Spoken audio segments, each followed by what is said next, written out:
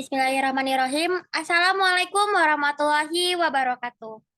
Yang terhormat, Ibu Profesor Dr. Insinyur Arita Marini ME selaku dosen pengampu mata kuliah Manajemen Sekolah Dasar dan juga teman-teman kelas C PGSD Angkatan 2020. Sebelumnya, izinkan saya memperkenalkan diri. Saya Nadia Firda Izati selaku moderator pada presentasi kali ini. Kami dari kelompok 7 akan mempresentasikan terkait pembuatan keputusan di sekolah. Next. Adapun anggota kelompok 7 yaitu ada Afaf Iza Kamila, lalu ada Alisa Putri Najla, ada Desi Oktaviani, ada Hanisha Nurul Fazrina, ada Intan Lestari Kuspasari, dan ada Nadia Firda Izati. Next. Selanjutnya, topik atau poin yang akan kami bahas yaitu yang pertama ada model klasikal melalui strategi optimisasi. Yang kedua ada model administratif melalui strategi memuaskan. Yang ketiga proses pembuatan keputusan dengan siklus tindakan. Yang keempat model incremental melalui strategi perbandingan terbatas suksesif. Yang selanjutnya model scanning campuran melalui strategi adaptif. Lalu ada model kontingensi melalui penyesuaian strategi dan situasi. Lalu ada model kaleng sampah melalui pembuatan keputusan non-rasional. Dan yang terakhir, teori konflik jenisman dengan stres dan irasionalitas dalam pembuatan keputusan. Selanjutnya dilanjutkan oleh teman-teman kelompok 7. Baik, yang berikutnya yaitu model klasikal melalui strategi optimisasi. Next.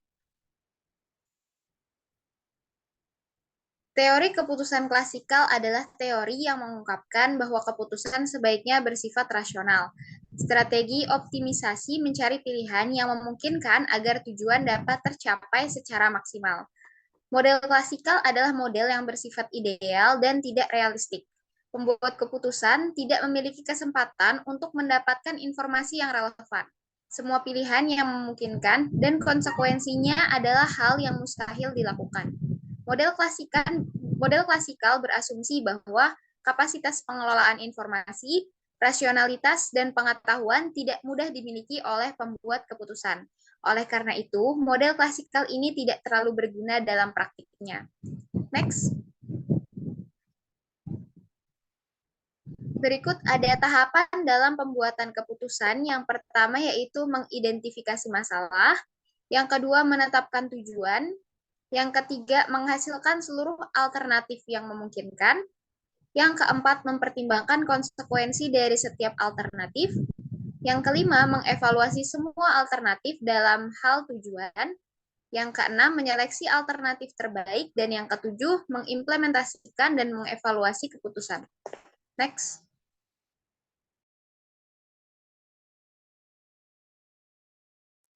Yang selanjutnya adalah model administratif melalui strategi memuaskan. Next.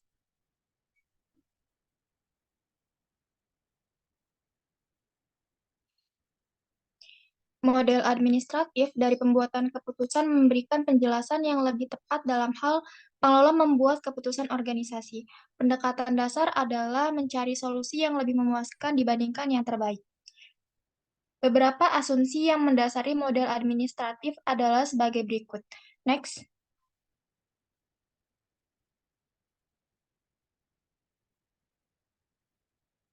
Asumsi yang pertama adalah pembuatan keputusan administratif adalah sebuah proses yang dinamis. Pembuatan keputusan administratif adalah sebuah proses dinamis yang menyelesaikan beberapa masalah organisasi dan menciptakan yang lain. Pembuatan keputusan dengan pertimbangan yang matang dan terampil akan mengarah pada keputusan yang lebih rasional, tetapi sifat kompleks dari kehidupan organisasi biasanya mencegah pada tercapainya keputusan akhir. Asumsi yang kedua adalah pembuatan keputusan mencari kepuasan. Rasionalitas yang lengkap di dalam pembuatan keputusan adalah tidak mungkin sehingga pengelola mencari kepuasan karena mereka tidak memiliki kecakapan dan kapasitas kognitif untuk mengoptimasi proses pembuatan keputusan. Yang ketiga, asumsi yang ketiga yaitu pembuatan keputusan adalah pola tindakan umum. Pembuatan keputusan adalah pola tindakan umum yang ditemukan di dalam administrasi rasional dari seluruh tugas utama dan daerah fungsional di dalam organisasi. Asumsi yang terakhir adalah nilai merupakan bagian integral dari pembuatan keputusan.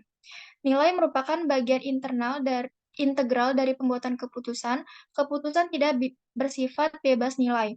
Nilai dan pilihan moral bersifat kritikal di dalam pembuatan keputusan yang sistematik dan disengaja. Pada saat pengelola melakukan tindakan yang diyakini dapat mencapai hasil yang bernilai, mereka melakukan penilaian di antara peningkatan kebaikan dan pengurangan keburukan. Di dalam praktik pembuatan keputusan administratif adalah pelaksanaan secara berkelanjutan untuk rasionalitas dan penilaian dalam hal aktivitas rasional dan etika. Next.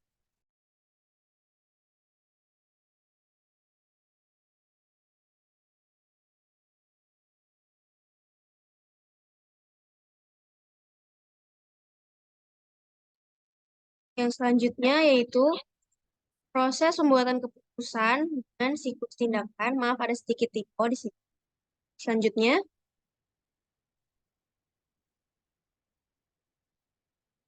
yang pertama yaitu langkah yang pertama mengenali dan mendefinisikan masalah.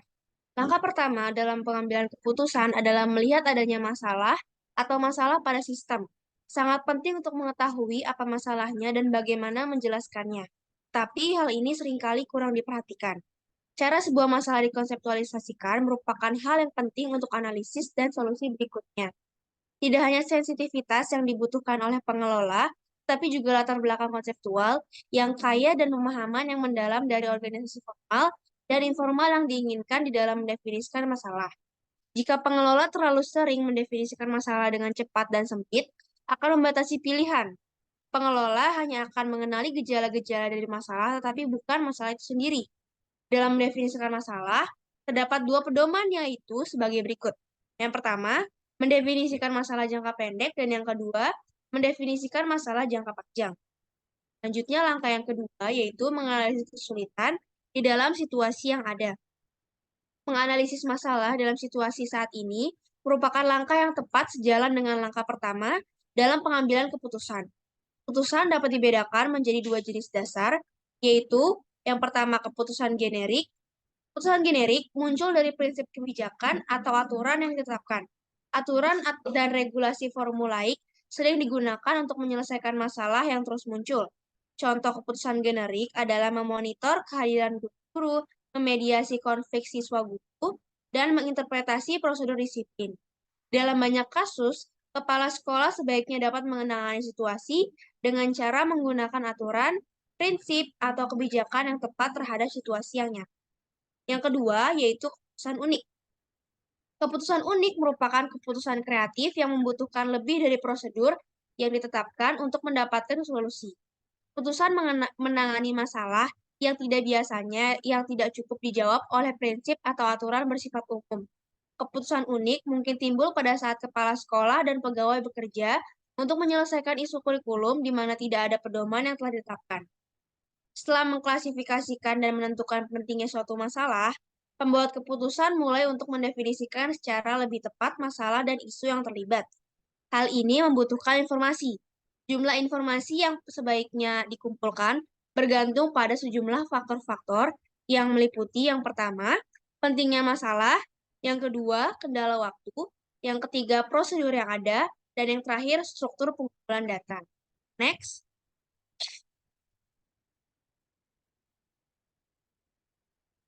Langkah yang ketiga yaitu menetapkan kriteria untuk mendapatkan solusi yang memuaskan.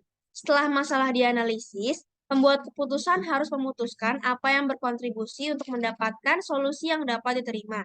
Pembuat keputusan dapat mengurutkan hasil yang mungkin dari yang paling sedikit memuaskan ke yang paling banyak memuaskan. Hasil yang sangat memuaskan biasanya tidak ada setelah dikompromikan. Kriteria kebutuhan yang cukup untuk dispesifikasikan lebih awal sehingga pembuat keputusan mengetahui bahwa keputusan yang tepat dibuat dan tidak hanya satu yang akan diterima. Secara umum, kriteria yang akan digunakan untuk menilai keputusan sebaiknya konsisten dengan misi organisasi.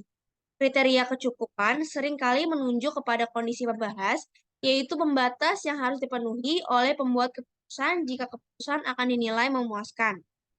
Langkah yang keempat yaitu Mengembangkan rencana atau strategi tindakan. Mengembangkan rencana atau strategi tindakan merupakan tahapan sentral di dalam proses pembuatan keputusan.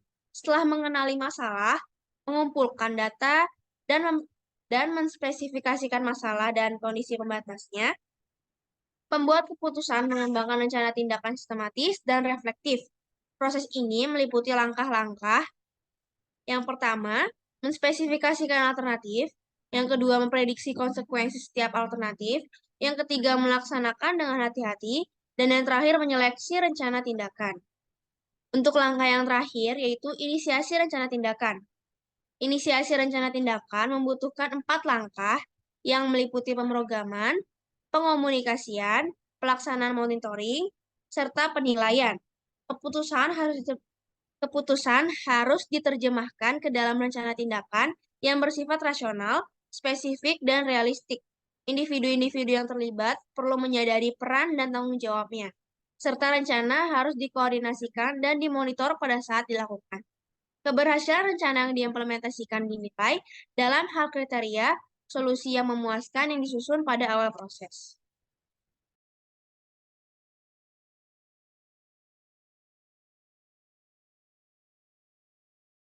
Next. Berikutnya adalah model inkremental melalui strategi perbandingan terbatas suksesif. Pendekatan inkremental ini memiliki sejumlah karakteristik yang penting. Yang pertama adalah penyusunan tujuan dan hasil alternatif bukanlah kegiatan yang terpisah. Tujuan dan sasaran tidak ditetapkan sebelum analisis keputusan ini dilakukan. Semakin kompleks suatu masalah, maka semakin besar juga kemungkinan sasaran akan berubah ketika keputusan berkembang. Lalu yang kedua, ada model inkremental sangat mengurangi jumlah alternatif. Strategi hanya mempertimbangkan alternatif yang serupa dengan situasi yang ada. Melalui pendekatan ini, kompleksitas pembuatan keputusan sangat berkurang dan dapat diatur. Lalu yang ketiga ada perbandingan suksesif.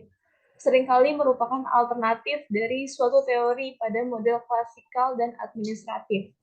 Menurut perbandingan terbatas suksesif, dalam situasi yang kompleks, maka pembuatan keputusan membuat lebih banyak kemajuan jika mereka membandingkan secara suksesif alternatif praktis yang konkret dibandingkan menekankan pada analisis teoritis yang lebih abstrak. Next. Masih di poin keempat. Secara singkat, pendekatan inkremental ini memiliki karakteristik yang berbeda juga ya, yaitu yang pertama ada analisis secara akhir tidak tepat karena menyusun tujuan dan menghasilkan alternatif terjadi secara bersamaan. Lalu ada solusi terbaik adalah dengan disetujuinya pembuatan keputusan apapun tujuannya. Lalu yang ketiga ada alternatif dan hasil yang diperoleh secara drastis dikurangi dengan cara hanya mempertimbangkan pilihan yang sesuai dengan keadaan saat ini. Lalu yang keempat, analisis dibatasi perbedaan antara situasi yang ada dan alternatif yang diinginkan. Dan terakhir, metode inkremental menjauhkan teori yang mendukung perbandingan suksesif dari alternatif praktis dan konkret. Next.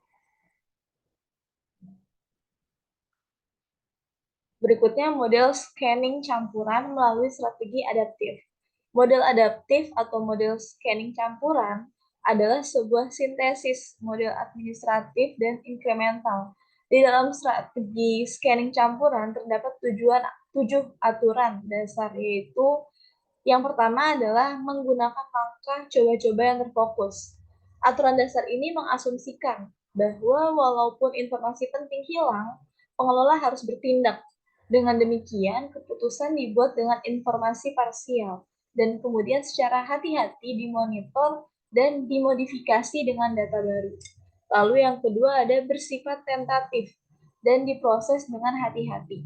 Aturan ini mengharuskan kesiapan untuk memodifikasi serangkaian tindakan jika diperlukan. Yang ketiga, Jika tidak yakin, tindakan harus ditunda. Pada saat situasi tidak jelas, dapat dilakukan penundaan selama mungkin sehingga lebih banyak informasi dapat dikumpulkan sebelum pengambilan tindakan. Lalu yang keempat ada rencanakan keputusan. Sebuah keputusan diselesaikan dalam tahapan dan dievaluasi sebelum melanjutkan ke tahap berikutnya. Lalu yang kelima, jika tidak yakin, keputusan dibagi menjadi beberapa kelompok. Keputusan yang direncanakan dapat diuji dalam beberapa bagian. Lalu yang keenam, lindungi dugaan yang dibuat. Beberapa alternatif diuji dan diimplementasikan jika hasilnya memuaskan. Kemudian disesuaikan dengan hasil yang diperoleh. Lalu yang ketujuh, bersiap untuk membalikan keputusan. Menurut aturan ini, dicoba untuk mempertahankan keputusan bersifat tentatif dan percobaan. Model scanning campuran memiliki karakteristik yang berbeda ya. Karakteristik yang pertama adalah secara luas. Kebijakan organisasi memberikan arahan terhadap keputusan instrumental tentatif. Lalu yang kedua, keputusan yang baik memiliki hasil memuaskan yang bersifat konsisten dengan kebijakan dan misi organisasi. Lalu yang ketiga, pencairan alternatif. Terbatas pada alternatif yang dekat dengan masalah. Yang keempat, analisis berdasarkan asumsi bahwa informasi yang penting hilang jika tindakan bersifat krusial. Dan yang terakhir, teori pengalaman dan perbandingan suksesif digunakan bersama. Next.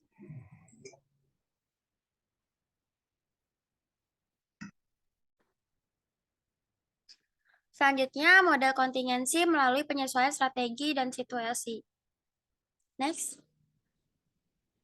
Teori kontingensi atau yang biasa disebut sebagai teori situasional merupakan teori Fiedler yang dicetuskan atas dasar kebutuhan untuk meningkatkan kinerja suatu organisasi melalui interaksi efektif yang dilakukan oleh pemimpin kepada jajaran struktural di bawahnya.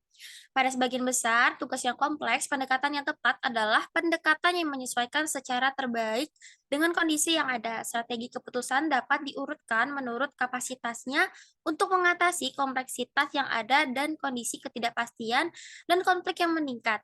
Pada saat keputusan bersifat sederhana, informasi lengkap dan pasti, serta terdapat preferensi kolektif. Kemudian strategi yang mengoptimisasi sebagian besar bersifat tepat. Walaupun demikian, masalah organisasi hampir tidak pernah bersifat sederhana, pasti dan tanpa konflik. Dalam hal preferensi, optimasi bukanlah sebuah pilihan. Pada saat alternatif sulit untuk dikenali atau konsekuensi demikian kompleks untuk diprediksi, pada situasi ini strategi inkremental merupakan yang tepat karena pendekatan tersebut menangani ketidakpastian dan adanya konflik kepentingan dengan cara mengasumsikan bahwa perubahan yang kecil tidak akan menghasilkan konsekuensi negatif yang besar untuk organisasi. Pada saat organisasi berada dalam keadaan ketidakpastian yang tinggi, maka strategi jangka pendek merupakan strategi yang paling tepat. Model kontingensi yang disederhanakan untuk menyeleksi model keputusan yang tetap berdasarkan 3 pertanyaan sebagai berikut. Yang pertama, informasi. Apakah ada informasi yang cukup untuk mendefinisikan hasil yang memuaskan? Yang kedua, waktu. Apakah ada waktu untuk menangani pencarian yang komprehensif? Yang ketiga, kepentingan. Seberapa penting keputusan yang dibuat? Nah, jika informasi cukup untuk mendefinisikan hasil yang memuaskan, strategi memuaskan merupakan model pilihan. Walaupun demikian, bergantung pada waktu dan kepentingan keputusan yang dibuat. Strategi memuaskan dapat disesuaikan. Jika terdapat waktu yang cukup untuk melakukan pencarian yang komprehensif, tetapi keputusan tidak demikian penting, strategi memuaskan adalah yang tepat. Jika informasi tidak cukup, pemuasan adaptif adalah strategi yang lebih cocok. Bergantung pada waktu dan kepentingan keputusan yang dibuat, pemuasan adaptif dapat dimoderasi dengan pendekatan inkremental. Jika terdapat waktu dan informasi yang tidak cukup dan keputusan tidak bersifat penting, pendekatan inkremental merupakan strategi keputusan yang tepat. Next.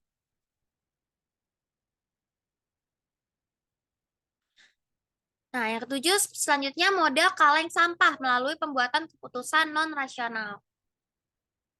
Next. Model kaleng sampah digunakan pada saat orang-orang perlu bertindak sebelum berpikir. Hal ini sebagian besar terjadi di dalam organisasi yang mengalami ketidakpastian sangat tinggi. Model kaleng sampah atau biasa disebut model garbage can adalah kelanjutan dari perdebatan para ahli kebijakan dan pemangku kepentingan dalam merumuskan mekanisme paling tepat untuk membuat sebuah kebijakan. Sebelum muncul model garbage can, seiring berkembangnya pengetahuan dan problem kebijakan di masyarakat, ditemukanlah alternatif di luar jalur utama rasional dan inkremental. Dia adalah model garbage can.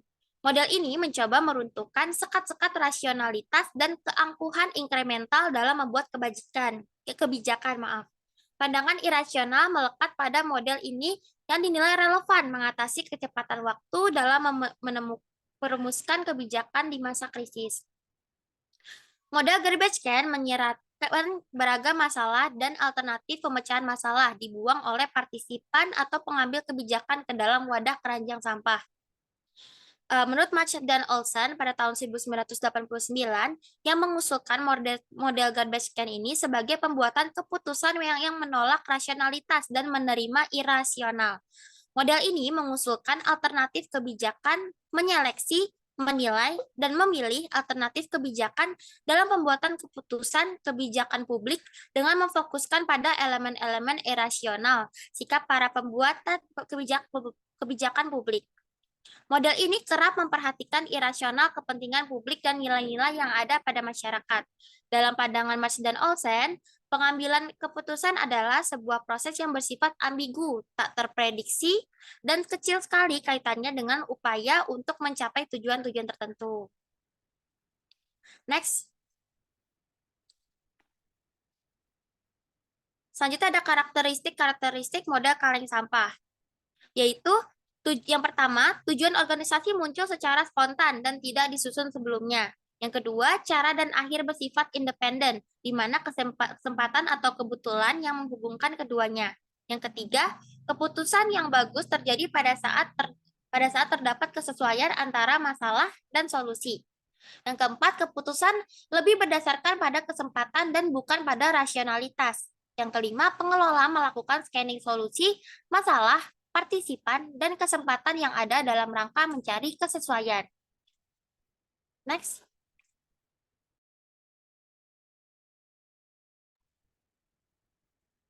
Poin selanjutnya, teori konflik Janisman dengan stres dan irasionalitas dalam pembuatan keputusan.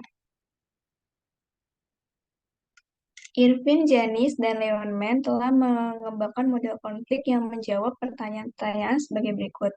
Yang pertama, dalam kondisi seperti apa stres mempunyai efek yang tidak disukai terhadap kualitas pembuatan keputusan? Yang kedua, dalam kondisi seperti apa individu-individu akan menggunakan prosedur pembuatan keputusan lisan untuk menghindari pilihan yang akan cepat disesalkan?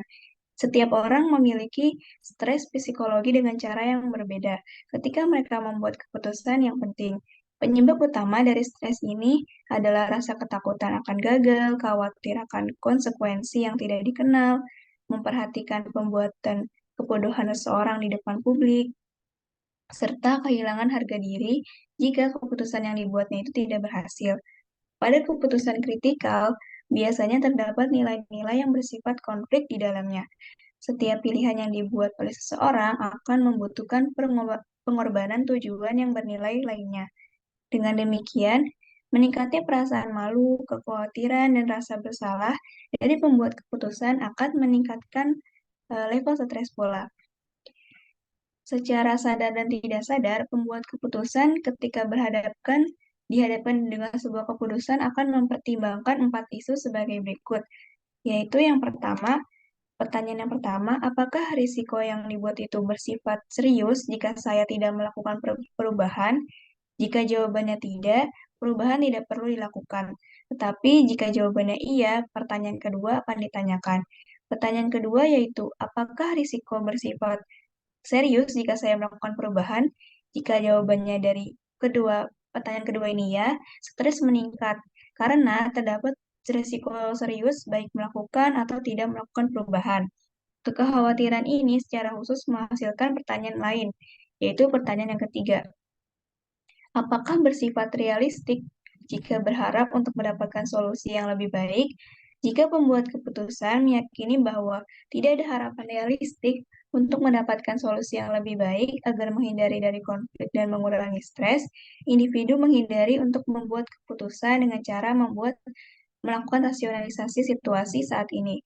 Walaupun demikian, jika ada harapan untuk solusi yang lebih baik, pertanyaan lain akan muncul, yaitu pertanyaan yang keempat. Apakah terdapat cukup waktu untuk mencari dan disengaja? Jika tidak ada, keadaan hypervigilance atau sikap waspada berlebihan disertai dengan kecenderungan perilaku siap siaga untuk mencegah bahaya akan terjadi, maka jika terdapat waktu yang cukup, pembuat keputusan akan lebih mungkin untuk mengolah informasi dengan hati-hati, yaitu sebuah proses yang meningkatkan efektivitas pembuatan keputusan.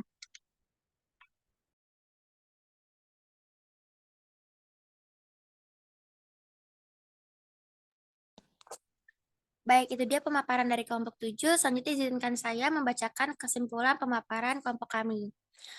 Teori keputusan klasikal adalah teori yang mengungkapkan bahwa keputusan sebaiknya bersifat rasional. Strategi optimisasi mencari pilihan yang memungkinkan agar tujuan dapat tercapai secara maksimal. Terdapat 7 tahapan dalam pembuatan keputusan. Yang pertama, mengidentifikasi masalah, lalu menetapkan tujuan, hingga yang terakhir mengimplementasikan dan mengevaluasi keputusan. Dengan siklus tindakan, terdapat beberapa proses pembuatan keputusan. Yang pertama, mulai dari mengenali dan mendefinisikan masalah. Kedua, menganalisis kesulitan di dalam situasi yang ada. Ketiga, menetapkan kriteria untuk mendapatkan solusi yang memuaskan. Keempat, mengembangkan rencana atau strategi tindakan. Dan terakhir, inisiasi rencana tindakan. Selanjutnya, terdapat beberapa model dalam pembuatan keputusan, yaitu model inkremental melalui strategi perbandingan terbatas sukesif, model scanning campuran melalui strategi adaptif, model kontingensi melalui penyesuaian strategi dan situasi, dan model kaleng sampah melalui pembuatan keputusan non-rasional. Next.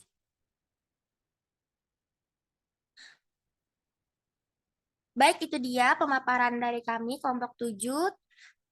Kurang lebihnya mohon maaf. Semoga ilmu yang kami sampaikan dapat bermanfaat bagi kita semua. Amin ya rabbal alamin. Wassalamualaikum warahmatullahi wabarakatuh.